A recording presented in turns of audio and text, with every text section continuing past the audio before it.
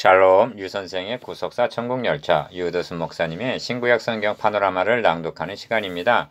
지금은 로마서 파노라마 112번째 시간. 단락은 로마서 9장 19절에서 33절 단락 주제 하나님의 주권적인 긍휼.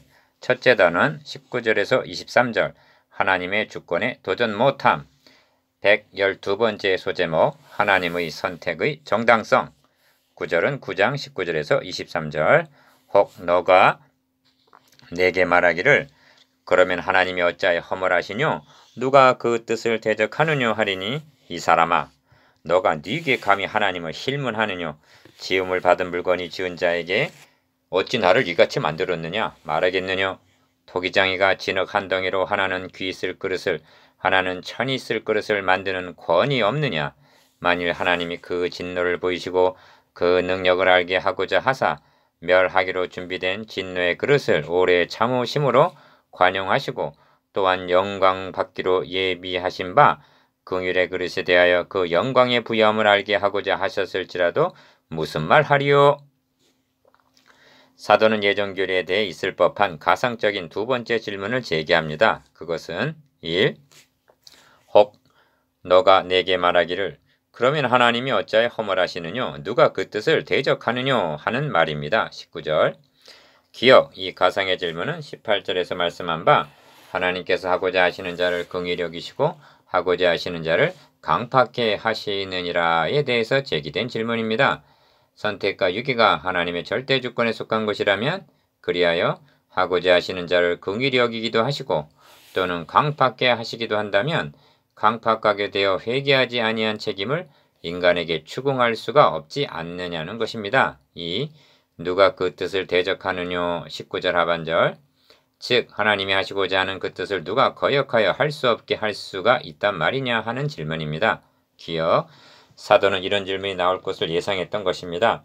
그러므로 또다시 상기하고 명심해야 할 점은 예정교리는 하나님의 절대 주권에 바탕을 둔 교리라는 점입니다.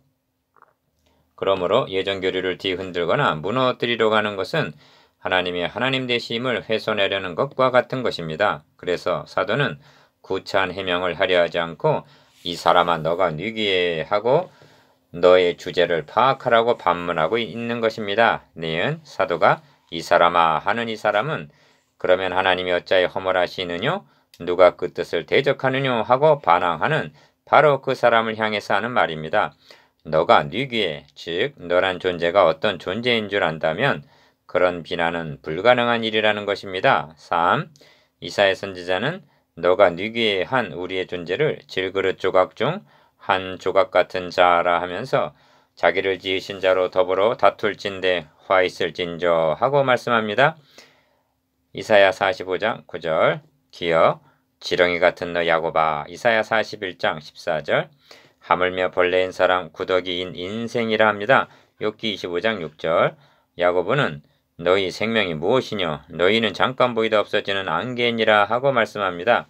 야고보서 4장 4절 니은 그래서 이 사람아 너가 뉘기에 감히 하나님을 흰물하느뇨 하고 20절 상반절 너라는 사람과 절대자이신 하나님을 예리하게 대조시키고 있음을 주목할 필요가 있습니다. 4.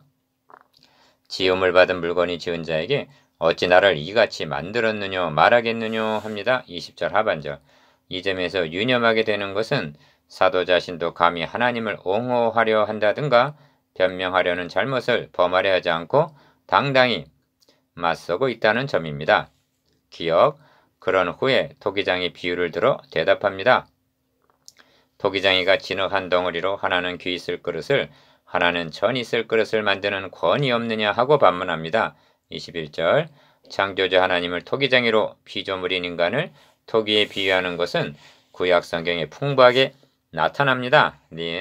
왜냐하면 본질적으로 흙으로 사람을 지으시고 하고 창세기 2장 7절 말씀하기 때문입니다.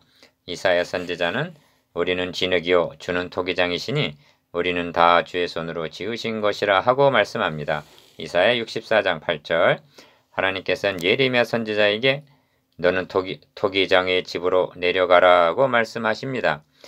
내가 토기장의 집으로 내려가서 본즉 그가 농로로 일을 하는데 진흙으로 만든 그릇이 토기장의 손에서 파상하매 그가 그것으로 자기 의견에 선한 대로 다른 그릇을 만들더라 하고 말씀합니다. 예레미야서 18장 1절에서 4절. 5.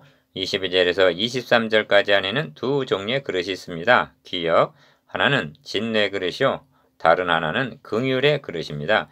긍휼의 그릇은 글자 그대로 긍휼히 여김을 받은 사람들이요, 진뇌의 그릇이란 바로처럼 강팍해 된 심령들을 가리킵니다. 니은 문제는 22절에 진노의 그릇을 오래 참으심으로 관용하시고에 대한 해석입니다.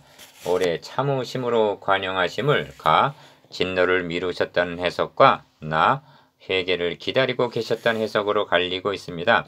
그런데 22절과 23절은 진노의 그릇과 긍휼의 그릇에 대한 대조를 나타내고 있다는 점입니다. 만일 참고 관용하시면서 회개하기를 기다리고 계셨다는 것으로 보게 되면 그들도 긍휼의 그릇이 되어 대조는 없어지게 됩니다. 디귿 진노의 그릇에 대해 진노를 당장 나타내시지 않고 오래 참으심은 그 진노를 보이시고 그 능력을 알게 하고자 하시는 목적이 있었기 때문이라는 것입니다. 22절 상반절 하나님은 애굽이나 바벨론에 대해 오래 참으셨으나 때가 찬 경륜 가운데 진노를 보이시고 능력을 알게 하신 같이 결국 하나님의 진노는 시행되고야 만다는 것입니다. 진노가 없는 긍휼은 의미가 없는 것입니다. 6. 또한 영광 받기로 예비하신 바 긍휼의 그릇에 대하여 그 영광의 부요함을 알게 하고자 하셨을지라도 무슨 말 하리요 합니다. 23절 기억 여기에 대조점이 분명히 나타나는데 가 영광 받기로 예비하신 긍휼의 그릇이란 택함을 받은 자들을 가리키는데 그 영광의 부요함은 23절 아직 주어지지 않고 장래의 소망으로 남아있듯이 나 진노의 그릇에 대해서도 오래 참으심으로 관용 즉 당장 심판해지지 않지만 결국 진노는 떨어지고야 만다는 것입니다. 니은 출애굽을 예로 들 수가 있습니다. 바로는 첫 재앙으로 굴복한 것이 아닙니다. 어찌하여 10가지 재앙이 준비되었는가? 이를 통해서 하나님의 능력을 보이시고자 오래 참으시고 관용하셨던 것입니다. 진노의 그릇에 임할 심판도 긍휼의 그릇에 주어질 영광도 다 때가 있다는 말씀입니다. 7. 진노의 그릇, 긍휼의 그릇이라고 표현하고 있는 것은 그릇처럼 각기 쓰임에 합당한 역할이 있음을 말해줍니다. 기억, 모세는 긍휼의 그릇으로 쓰임을 받았고 바로는 진노의 그릇이었지만 그에게도 필요한 데가 있었다는 것인데 이 일을 위하여 너를 세웠으니 너로 말미암아 내 능력을 보이고 내 이름을 온 땅에 전파되게 하려 함이로라 하십니다. 17절 니은 또한 그릇이란 담는 용기로서 심판의 날까지 한쪽 그릇에는 진노가 점점 쌓여가고 2장 5절 다른 쪽 그릇에는 긍휼히 여기고 또 긍휼히 여기시는 긍휼이 계속적으로 임하게 될 것이 암시되어 있습니다. 8. 그 영광의 부요를 알게 하고자 하셨을지라도 하십니다.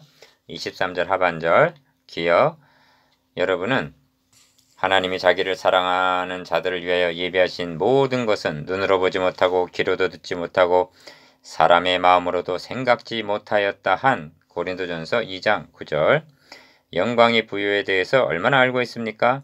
이를 알아야 할 만큼 아는 자가 누구이겠습니까? 우리가 이제는 거울로 보는 것 같이 심히 아나 그때에는 얼굴과 얼굴을 대하여 볼 것이요 이제는 내가 부분적으로 아나 그때에는 주께서 나를 아신 것 같이 내가 온전히 알리라 하십니다. 고린도전서 13장 12절 니은 이를 알았다면 혹 너가 내게 말하기를 그러면 하나님이 어찌하여 허물하시느뇨 하고 19절 따질 것이 아니라 하나님의 절대 주권 앞에 겸손히 무릎을 꿇고 하나님 경외하는 법을 배우라는 말씀입니다.